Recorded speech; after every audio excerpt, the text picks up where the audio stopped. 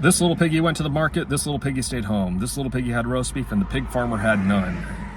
USC wins in a shutout 48-0 against Utah State. In my prediction video, I thought USC would win 45-17. Turns out they did much better on the defensive side than I thought they would. Now, before this game started, I was watching college football on Saturday. I was watching Bowling Green and Penn State, which I wouldn't have normally watched that, but because Penn State's in the Big Ten, USC's going to play them, I was curious to see. Penn State played a close one against Bowling Green. Notre Dame even lost to Northern Illinois. Alabama at home was playing a close one against South Florida. Seeing some of these games, and there's an upset and teams on upset alert, I was a little concerned about USC going into this game. It's just that kind of reaction after what we've seen from this team defensively before, and still kind of lingering from the Clay Helton era. So I had my reasons to be a little skeptical, and also I was also thinking, well, I said 45-17 in my prediction. Should I have maybe predicted a tighter score? So USC fortunately delivered, and there were no issues there. So with a performance like this defensively, they did as well as you could ask them to do. I'd give them an A. It's a shutout. First shutout since 2011, and that was against UCLA 50-0. We will never forget that. And I know people could say, well, it's just Utah State. Who cares? Yeah, that might be true, but relative to where USC was before, it is noteworthy. I mean, the fact that you get your first shutout in 13 years, that's got to count for something, at least showing a small step in the right direction, a little sign of improvement. And the fact that even when the second string came in, they were playing just as tough against Bryson Barnes, who was still in the game pretty much. He was still there the entire game. And second string, they shut him down too. And they made him look like the quarterback he should have looked like last year when Utah played USC. So Bryson Barnes was otherwise a non-factor, barely threw for 100 yards. USC kept him in check. He got a couple sacks, a couple hits. So some of the people were saying, commented, saying this was a little bit of a revenge, a little bit of a payback type of game, and well, SC got it. So that's great. But yeah, defensively, people can say, yeah, it's just Utah State, but honestly, as a fan, had Alex Grinch still been coaching this team, this game against Utah State probably would have been a lot closer. The players this time around, they are more, they were better positioned. They were still playing very physical. They were tackling well. And there were, plays where I thought, if Utah State, on some of their little,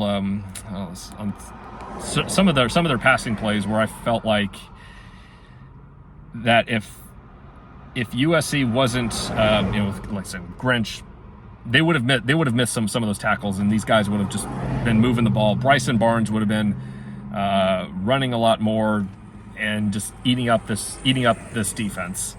Now, luckily, that wasn't the case. And I know it's Utah State doesn't have the same talent that Utah has, but again, we've seen USC. We saw the season opener last year against San Jose State and how USC struggled there. They won, but they gave up a lot on defense, and that was very concerning. And that was, as we had seen, that became an issue the whole rest of the way up until the end of the regular season. So we as USC fans, have reason to be, very satisfied with this win. I wouldn't say this win should mean USC's going to, let's say, win every single game the rest of the way. I know the path looks a little easier now after what we've seen with Michigan getting blown out by Texas at home. The fact that Notre Dame lost, Penn State is playing close games against Bowling Green. Though I will say Nebraska, I think, is on the rise. That could be a very interesting game later this year. Now, offensively, I think USC ran a very vanilla approach, and I don't think they really had to do anything too fancy aside from maybe that they tried that flea flicker, which they came close to getting. But I would say they did an excellent job just running the ball. I've said it before, it's Utah State, but we didn't in years past, even before Lincoln Riley, there were many times where USC really had to struggle to get yardage. You could just tell with the offensive line, when they were getting pushed back and just the running, it was hard to really establish a strong running game. And again, even with weaker teams. But USC this time, they just ran the ball at will, and with Woody Marks there, they're going to be able to do a lot. And it was nice. He was able to rest, I think, in the second half, and we were able to see Quentin Joyner, Marion Peterson, and Brian Jackson get some reps. So I think the running game is in a really great position, and I think the offensive line has shown improvement. And the fact that they were able to use the run to set up the pass, that was also notable. This is my fourth time now. I know it's Utah State, but there have been so many games that USC has played, even against Group of 5 teams, where it felt like they've had to use the pass to set up the run, which you're not going to get as much success with, I would say. If you can have that strong running game, you execute well, you can demoralize the opponent real quick. Controlling the clock much better. And I thought USC did that in this game. And it showed. They had 5 rushing of their 6 touchdowns, 5 of them were rushing. So that's great.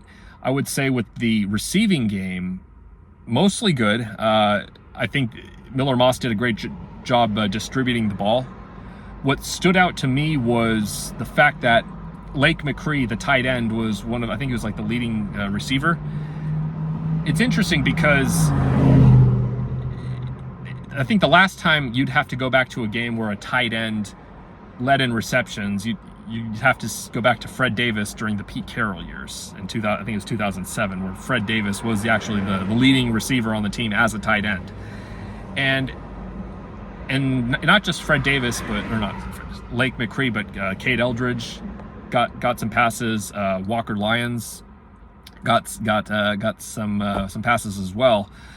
So they're doing a good job distributing the ball and making better use of the tight ends in a way that I hadn't seen for a long time, at least my opinion. The only critique I do have of the team, for at least on the offensive side of the ball, was just the drop passes. There were a couple opportunities to score touchdowns, and they just dropped the ball. Now, I think all those issues are fixable. It was otherwise a great game.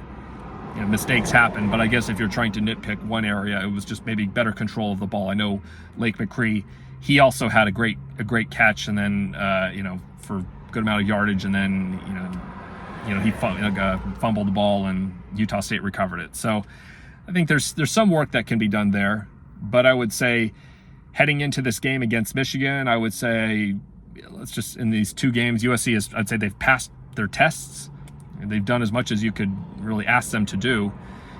So it should be really interesting 2 weeks from now at the Big House. I'm not going to make a prediction just yet, but I will just say that I like USC's chances a little bit better now than I did 2 weeks ago.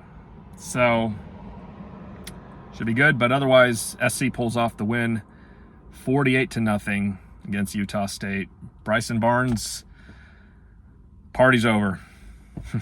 USC defense is back. And as always, fight on.